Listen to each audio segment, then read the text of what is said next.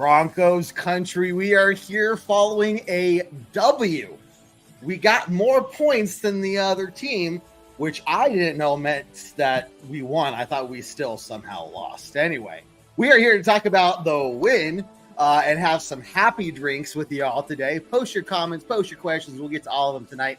I got Jared, Spotty, and John here. And you definitely want to stick around because at the end of the show, Spotty is going to give you the secret to finding the cheapest airfare to Acapulco. So you're not going to want to miss that for any upcoming trips. Anyway, stick with us. We're going to break down the Broncos game and have some fun conversations, guys. Let's do it.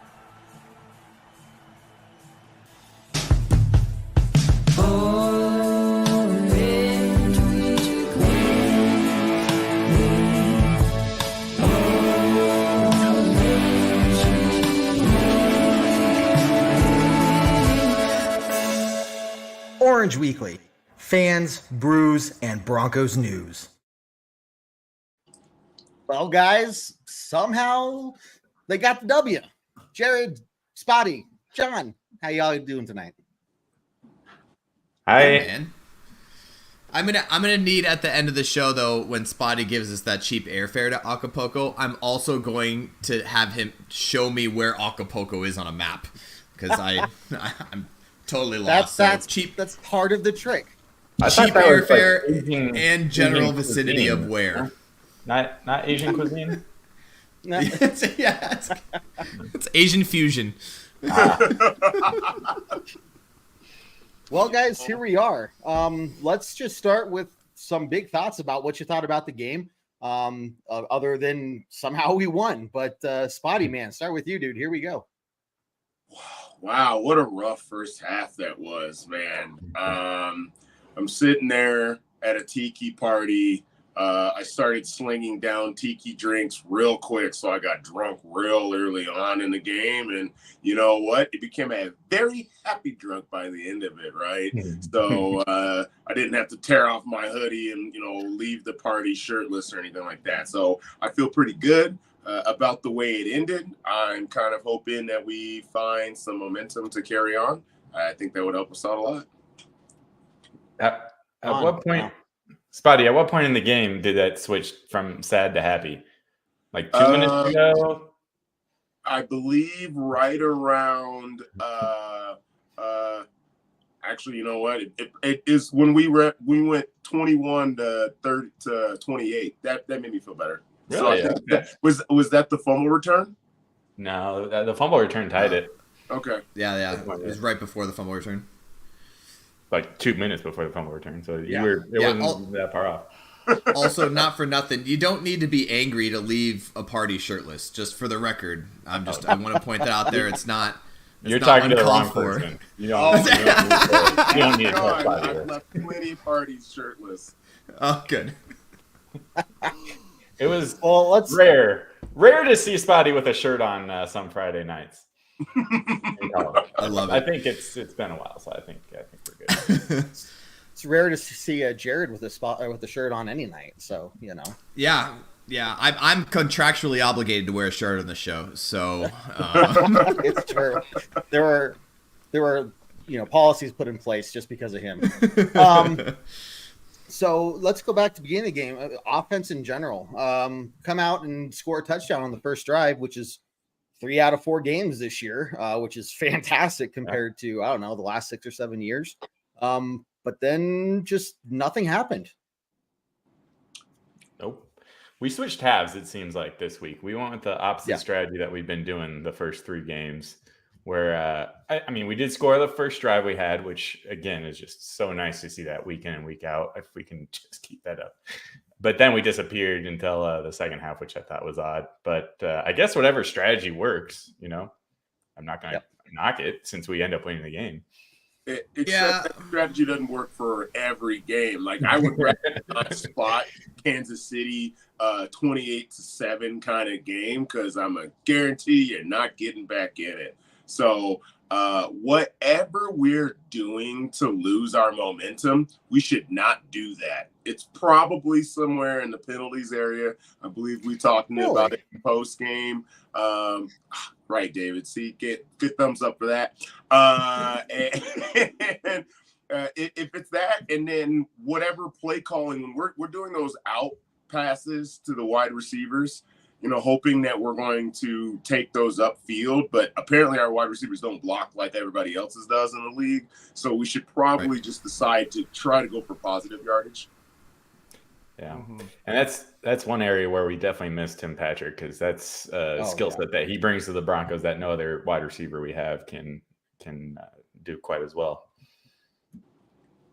Yeah, unfortunately, that first half was off for the offense, and that's really what we talk about. The Broncos, it was off for the Broncos, but it was off all game for the defense, so it really doesn't matter, except for the strip sack fumble brought back in, which was great and obviously won us a game. And it's crazy to sit here and think of like, oh, the defense won us the game, but it's just so hard. The defense, I mean, they made him look like freaking Pat Mahomes out there. Like he was 100% in the first half, just like Tua was the week before. And what's his name from the Commanders? But that's the problem. Yeah, he had one incompletion. One incompletion.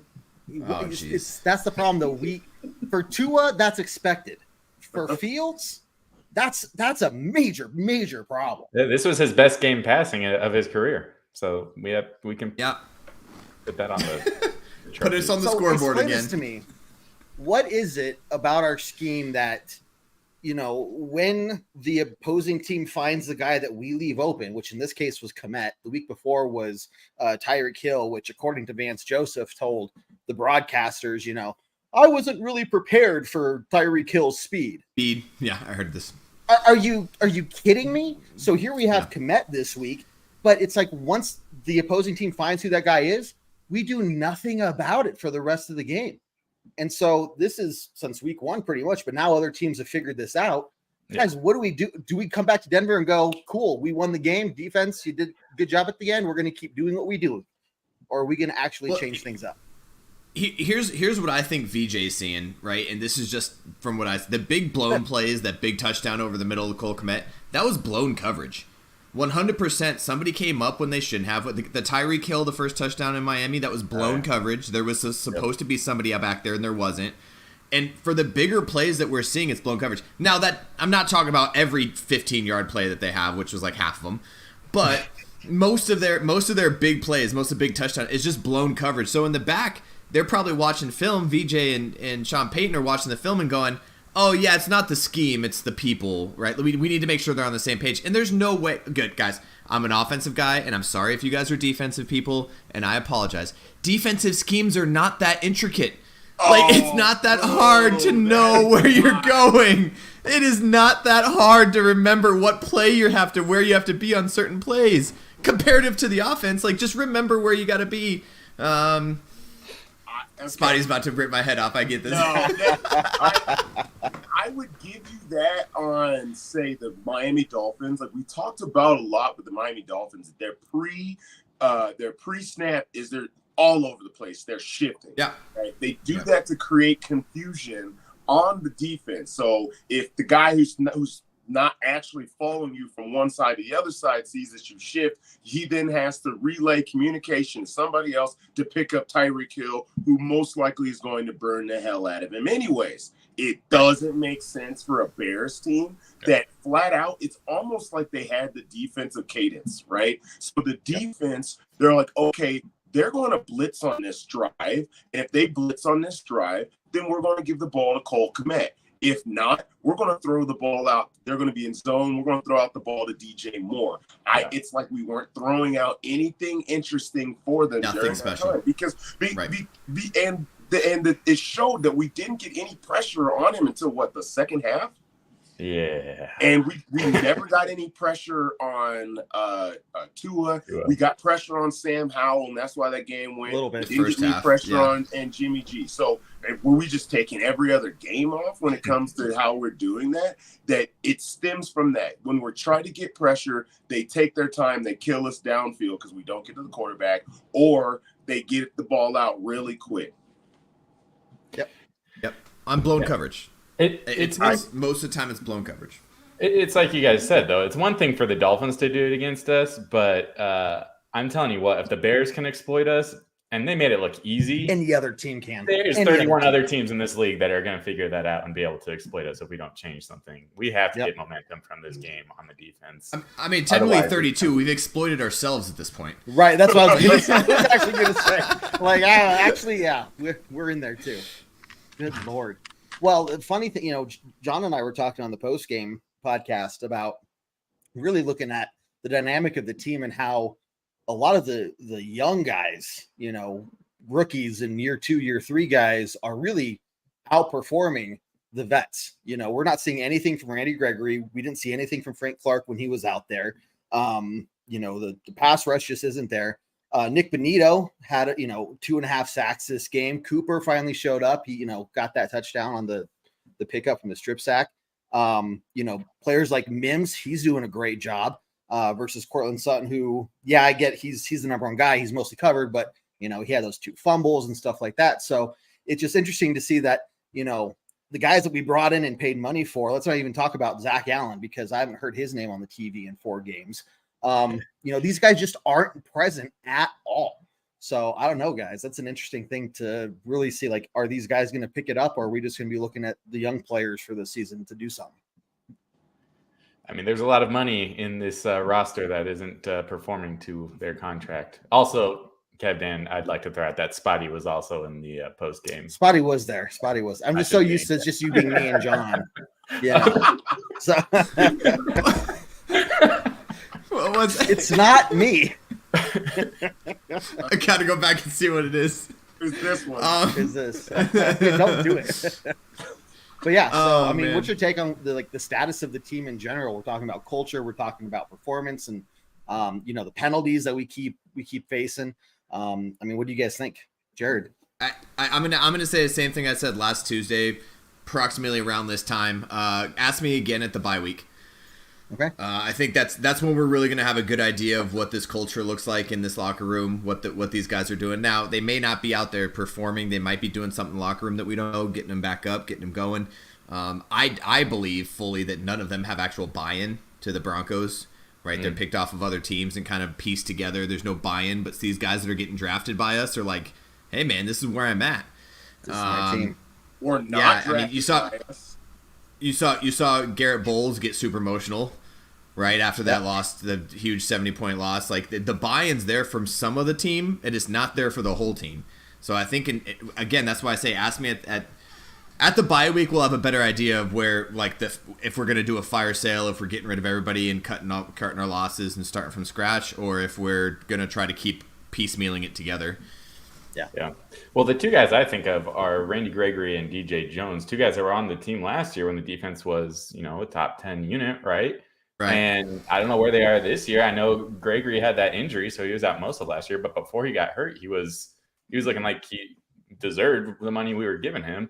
And then DJ Jones was a stud for us last year. And teams are not only are they passing all over us, but they're running all over us as well. So down the middle. It's not just getting into the outside. It's like down the middle. Yeah, it's everywhere. It's everywhere. Yeah, everywhere. It is everywhere. You're right.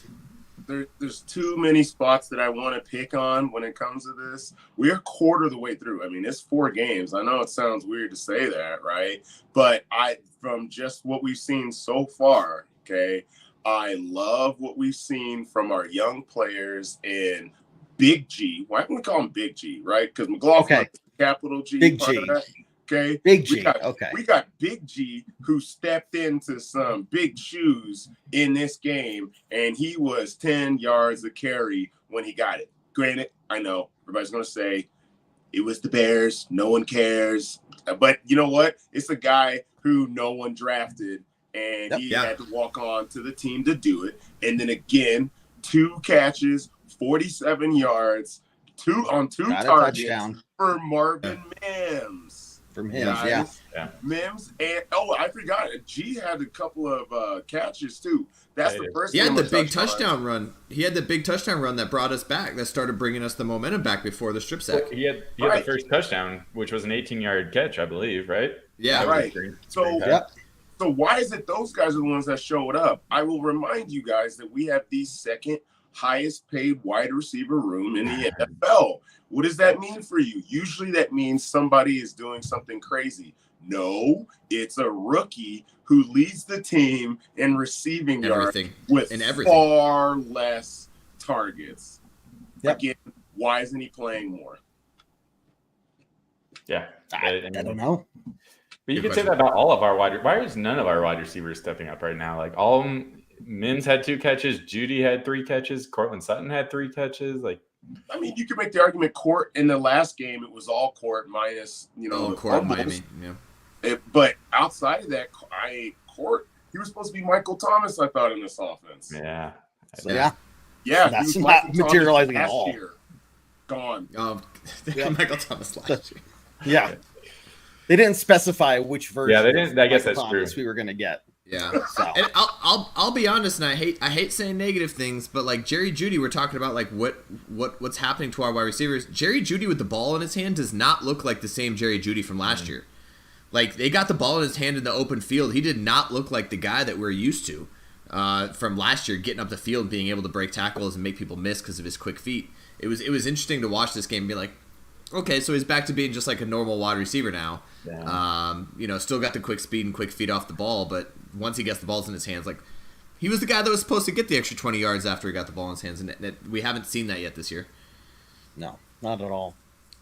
But man, this McLaughlin guy, I'm excited to see what he does because, you look at his height, and that already is, a detriment to him. And normally, if you're 5'7", chances of you making an impact, much less making a team, are pretty low. So for this guy to be not just as fast as he is, but the way he's like, breaking some of these tackles and getting extra yards. I'm curious what his yards after carry are. I didn't find that the other day. But I think he's, making a real solid case, just like Marvin Mims is. Hey, get me the ball more. Let me touch the ball more and make things happen because I'm the one that's week in and week out, going that extra mile. And so I know we're paying Pirine and them. But look, Pirine had 6 carries for 12 yards. So it's not like he wasn't given a chance. But 2 yards per carry compared to 10 yards per carry. Yeah. I think that's something to look at. I also think that hints on trust. Go ahead, Jay. It depends on what? I was going to say, I think that hints on trust. I think that means that Sean Payton trusts Big G more than he trusts Pirine, and it was his idea to bring in Pirine. The fact that he came in, and I think McLaughlin got the first couple of carries even before you even saw Samaje. Yeah. Yeah.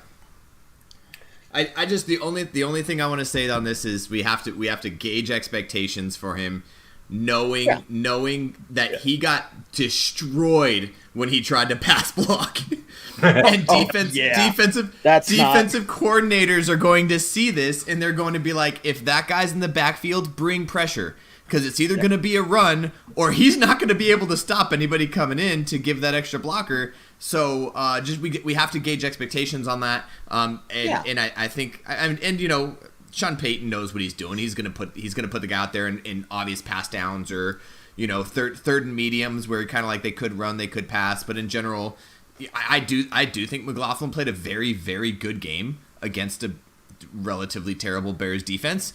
But had a very good game, and even the carries he got in the Miami game, whether it was trash time or not, depending on how you look at it, were meaningful.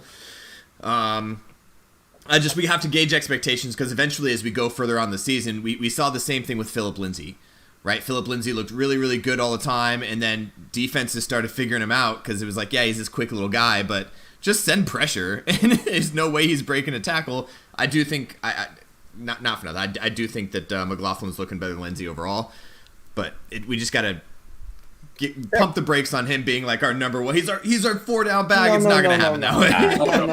No. Look, I honestly think through the rest of the season, it's going to continue to be Javonte, Samaje, and then Jaleel. It's going to be that order. But moving forward, depending on how McLaughlin does for the rest of the year, you're going to have a real question on your hands. Do we try to pay Pirine to come back for another year, or do we trust McLaughlin enough to step into that number 2 role? What do we do to Javonte? Things like that, So question can be: is it going to be a Javonte Williams, Jaleel McLaughlin show, starting next year? And what's that going to look like? So Jaleel McLaughlin here seems to be the guy that he is taking advantage of every chance he gets. Every time he touches the ball, he's making the most of it. And if he keeps doing that, man, he's going to have maybe making a real good case for, being a solid consideration for the roster next year. Well, not just that, but I'm wondering. Well, number one, number two. Yeah. I'm wondering if it's going to start. I'm wondering if it's going to start to be the Javonte Williams McLaughlin show. If P. Ryan just kind of starts losing more and more touches, we'll see this week. This week with Javonte Williams, coming back hopefully from the injury this week, or maybe if he misses time, P. Ryan's going to have to play that role. But they'll probably still switch it up between the two of them since they're such different runners. But I see P. Ryan and Javonte Williams as very similar runners. No. Yeah, they're very similar. I'm just saying, watching McLaughlin and having the idea that Sean Payton is the head coach brings a lot of memories of Darren Sproles on the Saints team. And if McLaughlin could even be 70% of what Darren Sproles brought to that team, he'll be a perfect complement to the thunder that is Javonte Williams. Very well said. I like that. The thunder. Yeah. Ayla here doesn't want us to smile, but good question. Is the team gelling? I think we kind of talked about that earlier with, the players kind of really buying into the system or not. Are they buying into the team? I mean, we're going to have to wait and see. And it's tough. This next game could be a lot to that. Yeah. Yeah. Look, and we'll move to the Jets game here in a minute, but look, the Jets are going to come out and play angry. They just got a game robbed from them, against the Chiefs, Sunday night primetime football. That has me concerned. So let me ask you guys this. Jared, I'll start with you since you weren't on the podcast the other night. We talked about this. You're the Broncos. You come back to Denver. You got a W under your belt. What do you take away from this game to say, here's what we need to do for this next week? Do we keep doing what we're doing? Here are the big glaring issues other than, I guess, penalties. But I mean, what else do you do to get ready for this Jets game? Change your defense. You look at the fact that you're playing against Zach Wilson, and we're playing against Justin Fields. Yeah, well, that's what I'm saying is we didn't scheme at all to what he was doing. Now, not for nothing, we stopped Justin Fields' feet. We did for the most part, not allow him right? to run the ball. So maybe that was the plan there. But if you look at Zach Wilson, you just got to get pressure on him, which we haven't been successful in for a long time. So I think that's really what it comes down to. That's what on the defense side. On the offensive side, you don't change anything. We're having a great game. Maybe stay away from the penalty master on the right side, but what's his name? The corner that always Gardner. Sauce pass interference every time, except for the time that he gets called for it, which I thought was hilarious. So you stay away from him a little bit. He's probably going to be on whoever's on that side. He's not someone that chases wide receivers. So we'll see what happens there. But I think in general, as you're looking at changes that you need to make, you just need to play the team and look at this film and figure out what they're doing, because for some reason we're not doing that on defense. At least on offense, we're doing a really good job. Yeah, I mean, we've scored first drive every time. Yeah, more. I want to see more of the same of this offense. We've been highly efficient on most drives. Now they disappear they take a few drives off every game. It seems like, whether it's first half or second half. So more of the same, just like you said, Jared. And maybe we don't take some drives off. So that'd be great. And then the defense just, I don't know. I'm waiting every week to see the defense do something different. And so far they haven't. Nick Bonito, maybe more Nick Bonito. I mean, he showed up last game and was a difference maker when it counted, when we needed him to be. So, yeah, I don't know. I think the issue is, and maybe check me on this, Kev Dan, 18 carries for 108 yards rushing for Khalil Herbert. 103. We'll give you credit for 103. And I'm gonna go ahead and tell you, Breece Hall is already a better running back than way Khalil better. Herbert. As a matter of fact, when our defense was playing good last year, he murdered us on the Absolutely. ground. So if there's something to look at, I don't care if we have to load the box and we have to play man-to-man on all of the wide receivers. You cannot allow the Jets to run the football. If they run that football, we are going to be dead in the water. Challenge Zach Wilson to be the one who's going to beat us. All right. Hopefully he doesn't have a Justin Fields and Tua Tagovailoa kind of game, but we know where he wants to target the football. If he's going to throw the ball, he's throwing to Garrett Wilson. Okay. And most of the other throws are dump offs to his tight ends. So we know what they want to do. They are running football team at their heart. They want to be able to allow Zach Wilson to get in those play actions so they can go deep down the field to either Garrett Wilson or Allen Lazard. So if Breece Hall, if we don't do anything, I'm gonna let Wilson throw for 200 yards. That's fine. But I don't want to see Breece Hall run for 200 yards. So that's a really good point. And if I remember correctly, Zach Wilson ran for all over us last year too. Yep. If I remember correctly, he had quite a few carries. I think he got over 70 yards in that game as a quarterback. Yeah. So what I'm seeing from the Broncos defensively, I'm guessing we're going to not stack the box, continue to play zone, and allow players like Garrett Wilson to get wide open the entirety of the game and then be confused as to why they're burning us. Does that sound about right? Because that seems to be we found a new one. We found a new one. I'm expecting Breece Hall to have like 200 yards on the ground and another 200 in the air. Like I think they're just gonna just give him the ball on every play. I'm serious. If you're looking at the Broncos and what they've done the first 4 weeks, if I'm the Jets, I'm like, we're probably going to try it and see if it works, because the last 4 teams, it has worked.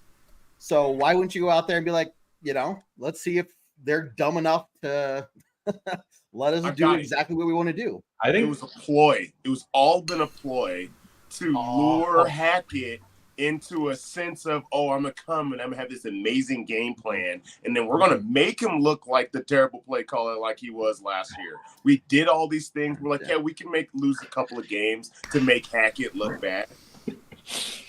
Okay. Yeah. To give us the motivation to finish the season undefeated, go into Kansas City and just stomp them. Well, chestnut checkers, guys. Yeah. Chestnut check. I have another realistic idea for you guys. Since we're going up against Zach Wilson, why doesn't the Broncos organization just have like a bring your mom to the game day, and everyone and their mother gets to come? The mom gets him for free, and Zach Wilson will not be on his 100% game. He's going to be off his game. He's going to be off. Completely throw him off his game. Mom's getting or just have giant posters of everyone's mom and the end zones in the back of the end zones. He's not going to be able to focus. As long as Taylor Swift's not in the audience, he's not going to play that well. Or Donna Kelsey or whatever he's into. Whatever he's into. Whatever he's into. It was Donna he was there for. Definitely not Taylor. Donna Kelsey. We're going to share some last thoughts on this Bears game, and then we're going to put that in the record book or history books, whatever, because it's time for us to officially move on to the Week 5 matchup. But before we do that, make sure, guys, you are following us on YouTube. If you're watching this video on Facebook, I'll be honest, like half the time, the Facebook don't come through, or it shows up as Facebook user, and we don't know who it is. So if you want to make sure that your comments go through, and we can see your name and everything 100% of the time, make sure you're watching us over on YouTube. That link is scrolling below. Make sure you subscribe to us as well. We push out daily videos and content for y'all. So make sure, you have the notification on so you know when we post those. Don't forget the pregame podcast later this week. We're also going to have tailgate talk and halftime hash during the game and, before the game. So make sure you watch out for those as well. Tons of content for you guys. But yeah, we have a win, so at least we have that going for us. But I think, just what's your final thoughts on the game, Jared? You guys hear that? Is there a bombing going on over your house? There is, yeah. There's a lot of people coming home right now, and it was really awkward. Yeah. So that game was awful. Last week I said it, and I think on the pregame podcast I said it. The only way that I'd be happy is if we handedly won this game. Like I wasn't worried about it at any point in the game. Like we went up by 2 scores and we just kind of stayed up by a score and a half, 2 scores the whole game. That is not what happened for those of you that watched. Spoiler alert. And I'm pretty disappointed that like Spotty was saying, the whole first half of the game, I was just like, why are you the way you are? And then we finished the game, we won, we got the W at the end of it, but at the same time, I'm sitting here like, what is happening to our Broncos? Like, how can we not play defense? And that's 100% what it is. I have an idea, guys. If our offense just scores every single time they touch the ball, then it doesn't matter how bad our defense is. Yeah, I think that's they're bound to get one stop, right? So maybe it's our offense's fault. Number Maybe 1 that's offense, number 32 defense. Okay. Maybe that was Sean Payton's strategy. He's like, look, we're going to motivate the offense to be better because we're going to play so terribly on defense. So terrible on defense. So, I mean, it hasn't really worked, but until the end when they were like, he went up to the defense, was like, guys, okay, sorry, my bad. This hasn't worked. Flip it on, and they flipped it on, and then they scored. Strip sack. Let's go. Like, all right, let's be honest. Football. This isn't working. Let's this be strategy honest. is terrible. You know who the real savior of this game was? The guy who helped Sean Payton cut his sleeves, because that's when the comeback started. That's when it started. Okay, the sleeve cut for sure. Sean Payton literally rolled up his sleeves and said, "Game on," and he made it happen. Cut him. He didn't roll him. Let's not forget the other savior, and he's not here today, Kevin. But David, as soon as he turned off the game, it was a completely different. That is true too. So he did. He turned it off, and right before that, we're all like, "Oh my god, this is happening." He was like, "Oh, what happened? I turned it off like 5 minutes ago." We're like, "Keep it off." Yeah, it's like now you turn it off, it stays off. Right. Final thoughts, Jared. I had many of the same feelings that you did. I will say, being down 3 touchdowns, like near the end of the third quarter, they could have very easily given up. So, I mean, props to them for still fighting through it and finding a way to win. Again, it's the Bears. That should be the expectation for all 3 quarters. But, I mean, there is something to say about them not just totally giving up on this game when they very easily could have. Yeah, that's true. I like that. I think what my final thoughts are going to I kind of have 2 things. And the first thing is going to fall in line with kind of what you guys said. I'm not convinced that the Broncos won the game. I'm a little more convinced that the Bears lost the game. I didn't want to say it, but but you know what? I would love to be wrong. That's one of those things that I would love to be wrong about. And it's really that the Broncos picked it up on their defense and they took the momentum and then they smothered them with their own pillow, right? Like that's what I would do. Like love for it to be. I don't really feel very comfortable with that's how it was, but I would. The positive takeaway is that we have players that stepped up that we did not expect to step up, and they really took charge. You know, Jonathan Cooper, if you had watched some of those plays, he was in players' faces and he was on the field. Heck, he's probably never been happier than when he got it off of 1 bounce. You notice that 1 bounce? That was a sweet pickup. To the house. That is normally like a whiff and fall on the ground kind of bounce, and he took it. And then he got back on the field. He got back on the field, and he was like, "Let's freaking go!" Yeah. Now we need more of that. We need somebody else to step up like that, and hopefully it's Marvin Mims who can get more time on the field. I'm hoping not Big G can show that he can be that guy, because this is the game against the Jets, who have a good front 7. This is the game against the Jets to show you, okay, was it a fluke because it was the Bears, or are you actually a really good running back? So, the right guy stepped up. Yeah, I got 2 things off that, Spotty. One, who was the guy who got the sack? So Cooper picked it up and brought it in. Benito got the sack. He was fire off the edge. 2.5 and I think it was 2 plays before that. He was like, he just straight beat the tackle. Like just straight. It was like a 10-yard dash, and he just like, I don't even think the tackle even touched him. They were coming off fast off that. Like, where has that been? And so on that note, as we go into the next game, our last 2 drives, the defense has been great. So so maybe we just keep that momentum for the rest of the season. I mean, it helps when they go for it when it's 4th and 1 and the game's tied and they're on the 18-yard line. Oh, that was so dumb. That's what I'm saying. It's like we were playing hot. Well, we did have to make the stop. They did make the stop. You have it. You have it. They made the stop. They did make the stop. And then the second thing, McLaughlin, I think, and spoiler alert to the pregame podcast, but I think one of my big takes is that Jaleel McLaughlin's going to have a huge game because that front for the Jets is good, but I trust that Sean Payton's going to get him the ball outside of where that front's at. It's going to be swings, tosses, stuff like that to get him outside, and I think we're going to have a decent game or game plan to be able to do some powers and push them and part them away. I think it's going to be a good game for him, depending on if Williams is back.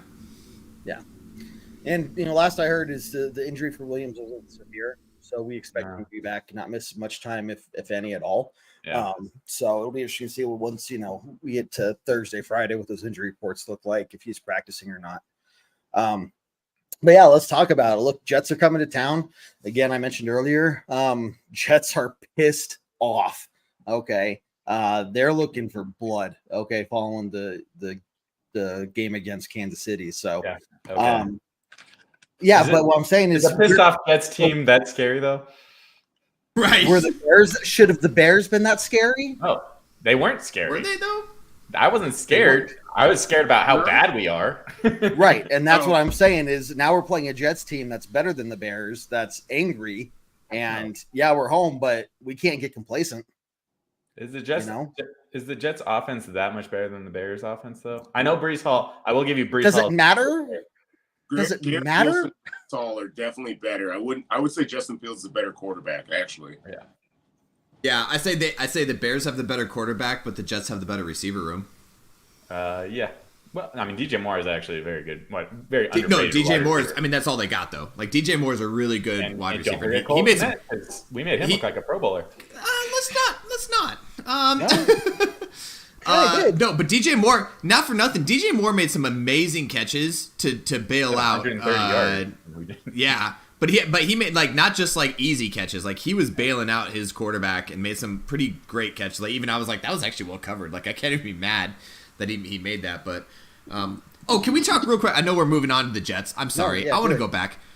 There's no way his foot touched. Like it touched the pylon. It still hasn't. We're getting these weird calls that like are very clear. What was that?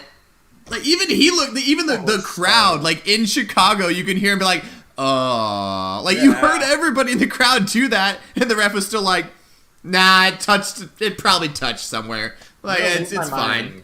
If whatever like grass maybe with whatever like head official they bring on the broadcast every week, there's at least one time where he's like, "Oh yeah, there's no way this is gonna get changed or blah blah blah," and never goes our way. He's like, "Oh, I have no idea what they saw there." Yeah, he's like, I don't know what they saw, but maybe this. I don't know. A single blade of grass that was flying up. He touched it with his cleat. It's like it grew to 2 feet to get up there. Yeah. Jeez, oh man, yeah. Okay. Anyways, on to the Jets. So look, Jets are coming to town. What are you looking for? What are you worried about? What do you think we have that we could really use to our advantage? Spotty, start with you, man. I'm almost afraid that Hackett is, him and everybody in the Jets organization, besides them getting beat down by the Chiefs in that fashion, they've had this. It's circled on their calendar after Sean Payton decided to uncharacteristically piss off half the NFL by talking badly about another coach. So I feel like if they get the opportunity, they're going to try to go up big and they're going to try to do something in the first half. I think they're going to try to come out hard and fast. And, I wouldn't be surprised if the first play of the game, instead of being a run play to Breece Hall, it's a play action pass. Deep ball to Lazard. Deep ball to Lazard or to Garrett Wilson or something like that. That would not surprise me whatsoever. Now, I would say normally if we had a middle of the pack defense, like if we truly have a middle of the pack defense, I wouldn't be terribly afraid of Garrett Wilson. If we can't stop Breece Hall, Garrett Wilson might as well be Patrick Mahomes. Zach Wilson might as well be Patrick Mahomes if we can't get any pressure and we can't stop the run. Yeah. I prefer us not to get all of our sacks in one quarter, but to pepper them, maybe play like the Seahawks did against Daniel Jones on Monday night, get 10 sacks. I don't care. Do that. But 8 of them in the final quarter, though. Oh, yeah, right. 10 sacks in the fourth quarter or something. 10 were in the fourth quarter. But I think teams have showed that you can move the ball against the Jets defense. They are legitimately probably a top 5 defense if everything is going to plan. But the teams have showed there's a means to move the balls against them. And for the first time since probably the 2013 Broncos offense, I'm not terribly afraid of what the offense can do. Now, we do like to fall asleep, take some sleepy time tea right around the second quarter. If we don't do that, I think we got a chance. Like it. I at this point, the Broncos offense seems to have proven itself to me that I'm not too worried against them versus the Jets defense. Like, we have enough. Our wide receivers, any of them could be our number one, let's be honest. So Sauce Gardner, I think we can just throw away to the 2 other wide receivers that he's not covering on that play. So not really worried about our offense versus their defense. It's their offense versus our defense. That is, again, we're going to keep harping on it until our defense shows up for a game, I think. And I think my biggest worry in this whole thing, and Spotty kind of mentioned it, but I think I want to hit it a little bit harder, is they're going to come out desperate, and they're going to make desperate plays. Literally any other time being a Broncos fan, I'd be super egging that on. Right. Let's go. Right. We can do, we're going to get a pick. We're going to get a strip sack. They're going to try to do something fancy, and we're going to be there because we're disciplined on defense. I am not that way right now, and I'm nervous that if they do get desperate, they're going to hook up something and someone's going to be wide open 70 yards down the field. And that's what I think that's my biggest concern is that, like Spotty said, their first play is going to be a play action. It might even be a freaking, what's the flea flicker. It's going to be a flea flicker over to Lazard, wide open 40 yards down there. Mathis is on the ground in the corner. And then, it's just I see it and I don't want it to happen, but I know they're going to get desperate. They're going to play some crazy stuff. They might try onside kicks. They might try fake field goals. Just be ready for them to be just going for it on 4th downs. We have to be there to stop it. And if we don't stop it, it's going to be a long day. Normally when a team runs a flea flicker, getting pressure on the quarterback, he's throwing it last second. Not this last week against the Bears. They did a flea flicker and he had all the time in the world. He still had the time. Ball. So disappointing. He could make his reads 2 or 3 times. It's okay, yeah. But that being said, is it a guarantee that Justin Simmons is playing this week? Because that's going to be huge. We're hoping. They haven't said yet. I mean, he was questionable going into Sunday's game and ended up being on the injury list. So I think it was a game time decision. 1 more week of prep and 1 more week of rehab, I think he'll be fine. I'm expecting it, but that's a position where we've been the defensive coordinator. What's that? Can't we just make Justin the defensive coordinator? Seems like might as well. Things go a little better when he's all around. Yeah, you're not wrong. Sort of. I'll sign that petition. Sure. I'll sign that petition. It'll just be one of those things where he's the Peyton, where he's out there just all right, so VJ wants us to run this. That's not what we're doing. We're going to do this instead. We're not doing that. I'm curious, guys. Has anybody looked up where historically VJ's defenses, when he either coordinator or coach, have fallen? Has anybody looked at that number? So before we hired him as a head coach, I remember he was like 28th in the league in Miami. It was the 28th ranked defense when he was defense coordinator, and he was only a coordinator for 1 year before we hired him as a head coach. I remember that vividly. However, when he was here as a head coach, the defense was very good. Was he here for 2 years, right? I thought he was only here for 1 year. No, it was 2. No, he got fired in his second year. Yeah, it was 2 years, and the defense was really good. The offense was trash, but the defense was really good. And then when he went to Arizona, there. Yeah, and he had even had J.J. Watt down there for a little bit, and it still wasn't a great defense under Cliff Kingsbury, I think is who the head coach was at the time. Which could give them a leeway because they probably turn the ball over, all the time. Yeah. But I feel got the benefit of the doubt there. Historically, VJ's defensive rank is not great. I would say that I thought about this morning. I think VJ might have been a better head coach than he is a defensive coordinator for the Broncos. Oh, yikes. And that's Which is crazy. Because VJ was the worst head coach we've had since Josh. Do not clip that and put it on our Twitter. Kev, do not clip that. Cut that. He made a better head coach with the Broncos than a defensive coordinator. And prove me wrong at this point. I mean, I can't prove you wrong. At least our defense is playing well then. it was playing well at the Who was our time. defensive coordinator then? Or did he have one? Was it when he had Dontel? It was him. He did, but Yeah. he was calling the defensive defensive plays. plays, yeah. Yep. Why can't we just do that? Could we just do that? Could we try that? Maybe go back to that defense? Which again, for the record, every head coach that we've gotten so far has always been a coordinator and a head coach.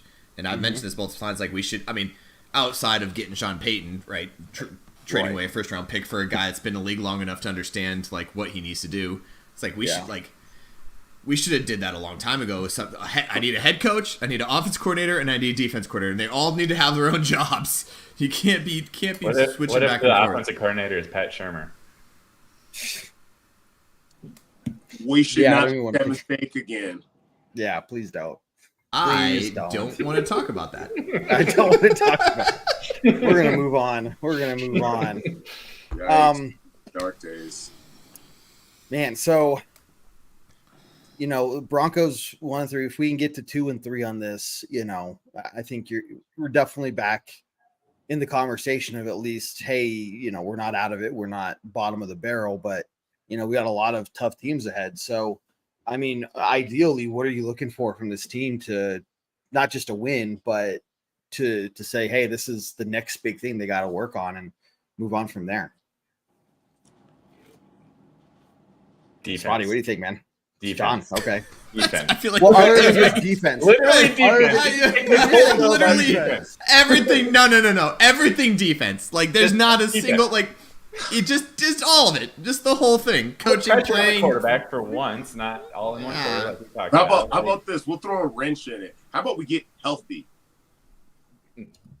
That would be nice.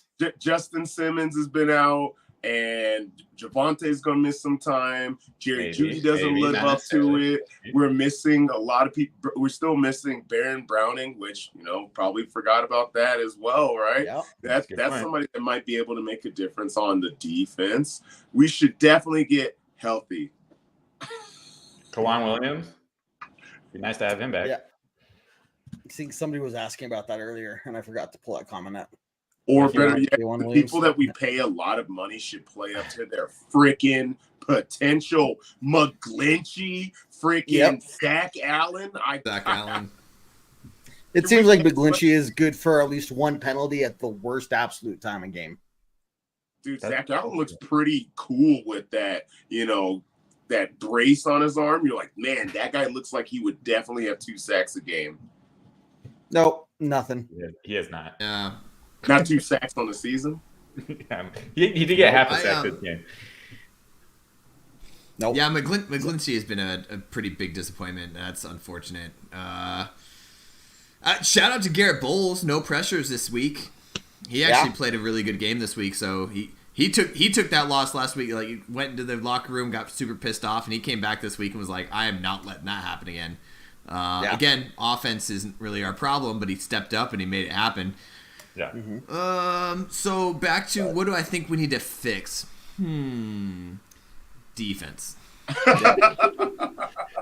Now, But you're not going to fire. that's a defensive concerning to me. coordinator. You're not going to fire a defense coordinator after a win, right? Oh, no. No. Even if your defense doesn't look any better and he's not the reason you won the game. No. I think happen. who was it? Are you sure? Are we Was sure? it, I think it was Mario. Did you guys see Mario's conspiracy I didn't. theory? Okay, so No. so Mario Vitanzi, you probably see we wear his sweaters all the time on Twitter. But he posted something on Twitter. It was like, here's my conspiracy theory. Back when Sean Payton was an announcer, he said that teams are going to tank for guys like Caleb Williams, who's like a once-in-a-generational like kind of person. Takes over the head coach job of the Broncos, hires VJ on purpose so he could blame on somebody else, tells them to tank it, like make them as confused as possible on the defense, have them tripping over each other, which they have been. Then, win enough games for me to keep my job, but don't like turn it on and off when I tell you, so I could fire you at the end of the season. We get the number 1 pick, we get Caleb Williams, and when we go forward. I was like, that is a ridiculous theory, and that's why when you said chess, not checkers, that's what he said at the end. Like Sean Payton's playing chess, not checkers. You might double down on that recently, Jared. Somebody mentioned to me that Payton brought up the concept of having like a lottery for the NFL because teams would that's where it came from. Well, that's what the NHL does. That's what NBA too, I think. That's what they it came from. For the first 5 picks. Last year when he was an announcer, he was a media guy, and he said it. He was like the NFL needs to go to a lottery system because people will tank for certain. Like, do you guys remember the tank for suck for luck? Yep. You guys remember that? Like it was Miami and Indy in a suck for luck campaign. There was like billboards and stuff, and it was like stop losing. Miami ended up winning a game, and the whole fan base went nuts. Dude, they fired Lovie Smith for winning a game. Yeah, and they lost that game, but guess what? That team might be better off with that without Bryce Young. Yeah, agreed. Look, it'd be interesting to see what the NFL does. There's a lot of things that they're rumors of changes, adopting the XFL kickoff, and stuff like that. Who knows what they're going to do? But I agree, it's interesting because there's just too many conspiracy theories out there. I mean, you got enough with looking at how things always seem to go in favor for the Chiefs, and it's enough for people to say it's a little sketch, So I don't know, man, but talking about just how the Broncos just need to fix the entire defense, man, that is just a tough pill to swallow. It's not like just the pass rusher. It's not just it's not just that we can't cover a tight end. You're right. The entire defense needs to be fixed on a massive scale, Sean here. Can we go back to man defense with blind blitz? I mean, no, because we don't have the personnel for that. Right, I know that. When we did that week one, and Mathis got 8 for breakfast, lunch, and dinner. Yep. Can't do that. But so it begs the question of what can we change that fits these players that's actually going to set them up for success, because what we're doing now is not working by any means. That is a great question, Kevin. I'm just putting it out there. Like, I don't know what the answer is. I want to see Riley Moss. I want to see more of the young players, because if this is not going to be a successful year, which I'm I hope it really is. We go 14-3, but if this is not going to be a successful year, I want to see if these guys that we went out and got are going to be it. I think we already see what we got from Marvin Mims, so I'm fine with that. Oh yeah, we're good. Yeah, exactly. Is Moss on short-term IR, or is he just? I think he's been healthy scratches most of the time. He was active last week, but I don't think he played. He's been healthy scratch. Yeah, I'd love to see him in there just to see what he can do, because I've never been sold on Mathis to be our number 2 guy. I don't know. Yeah. He had a couple average games his rookie year, and then we just waived Bassey. Yeah, we just waived Essang Bassey. Yeah. Who at one point was our number 2 corner. I thought they were putting him in the slot until K'Wan Williams came back. So maybe but he's gone. Back. I don't know what happened. What's that? When's K'Wan supposed to come back? He was on short-term IR to start the season, so theoretically this should be his first game he's eligible. Yeah. I would love for him then, or is that 4 or 5 for short-term? 4. I thought it was 6. 4. I thought it changed 6 after is COVID. IR. Okay. Yeah. 6 is normal IR, but you can put him on short-term for. Man, there's too many, because the pup is 4. Yeah, but I think it's the same thing. When you get for the start of the season. You guys are making me look up shit. Yeah, me too. Dude, we can figure it out. Yeah, but it works differently, John, because on the pup list, you don't have to reactivate the player until you think they're ready to go. Yeah, but there's just different rules. Same term. Quick Google search, short-term IR and pup is the same thing. I was letting you guys do the work. Thank you. Yeah. Yeah, so if Williams is eligible this week. He has 21 days to be activated to the 53-man roster. So, right. But so, depending on where his health is, right? Just because he can doesn't mean he will. But maybe. Baron? That's a good question. Don't know. Should theoretically. Again, I don't know what his health actually is, though. Right. Yeah. Well, that leads me into, sorry, go John. I was just going to say the fact that they dropped Bassey, then maybe that's a good sign for that Williams is ready to go. Yeah. Well, we'll have a lot more information on that for the, on the pregame podcast, as we see what the injury status looks like throughout the week. So make sure you guys are tuning in for that. Again, I mentioned to you 1 hour before kickoff, we got the tailgate talk show. We got the halftime hash show as well. So check those out. And then make sure you're subscribing to our YouTube page, which the link is below. People who are watching us from over there, thank you for tuning in on YouTube. Make sure you hit that subscribe button. But we're gonna do some closing thoughts now as we get ready for the Jets. It'll be nice to see these guys come home following a win, and hopefully the home crowd will show up, and we'll do our part to help cheer them on to another win. So we'll see. But Jared, man, Jets coming to town. Over to you, bud. I don't want to buy into the hype of the media. Sean Payton did pop off of the mouth uncharacteristically, and it started a little bit of a rile. I don't want to buy into that. I don't think that obviously they're mad about the holding call, but if you saw Sauce Gardner's post-game interview, it was kind of one of those it was the wrong call and it is what it is. Like, we just move on from it. So I don't think there's as much pressure coming into us as we think there is. But we need our defense to step up, and we are on a high note with our defense right now, and I want to keep that high note. I want to believe that those last two drives that we saw in the last game are not the same thing as the 3.75 games before. Right. And that we have a way to get to the quarterback, we have a way to cover, we have a way to put pressure on Zach Wilson. I'm super happy we're not playing Aaron Rodgers this week. If we were in this position, we were playing Aaron Rodgers, I'd just call it a loss and move on. But I think it's a chance we win this game, and we could go 2-3 going into, I think, Kansas City's who we got next, right? Or is it we got one more before Kansas City? Yeah. So a short week into Kansas City, who's also not. I mean, they're playing okay, but they're not playing. They're okay enough to win games, but not great. They're not the Miami Dolphins at this point, or the Buffalo Bills, right? So that's a winnable game if we can go 2-3 and get the momentum. Let's go. But we have to get past the Jets to prove that we're not we can only beat the worst team in the league. Our defense has to show up before I'm gonna get on that. Jump on that bandwagon that our defense is back. Which, look, momentum could carry us into this game, and maybe they finally figure something out. We're only 4 games into this season. Having that win was very important from a momentum standpoint.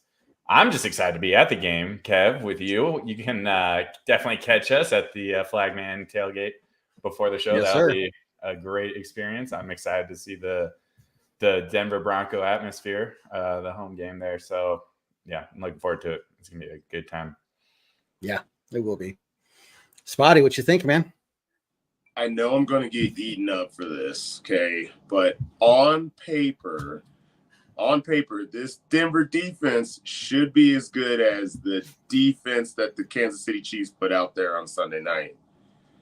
I know that sounds crazy, but their secondary is not as good. They've only got Trent McDuffie, and Chris Jones is the only difference. They didn't have their all-star linebacker, Bolton. So on paper, especially if we get some of the people back, this Denver defense should be as good as what the Kansas City Chiefs put out there. And they did a very good job of containing the Jets in the first half. Now, we're not going to speak in the second half because uncharacteristically of the Chiefs, they didn't actually continue to score for the rest of the game.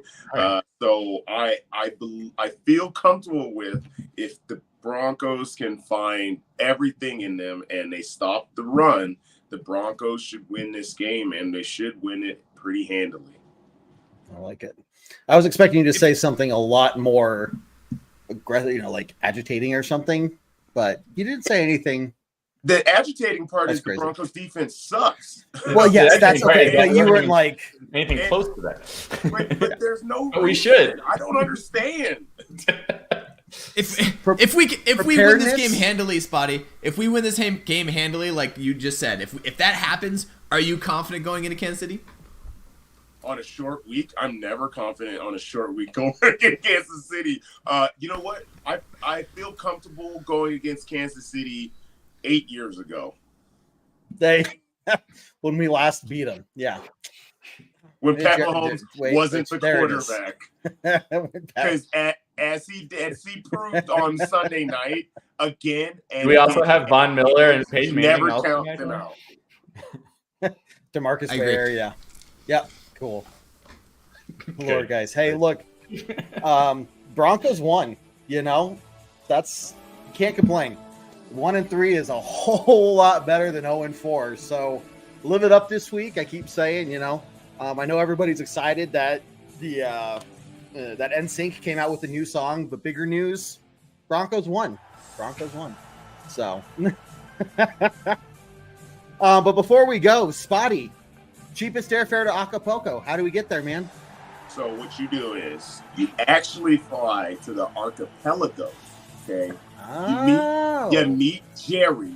Jerry's got a small sailing boat, okay? There's some rowing involved, all right? But give him a couple archipelago bucks or whatever they spend out there, and you'll get there soon enough.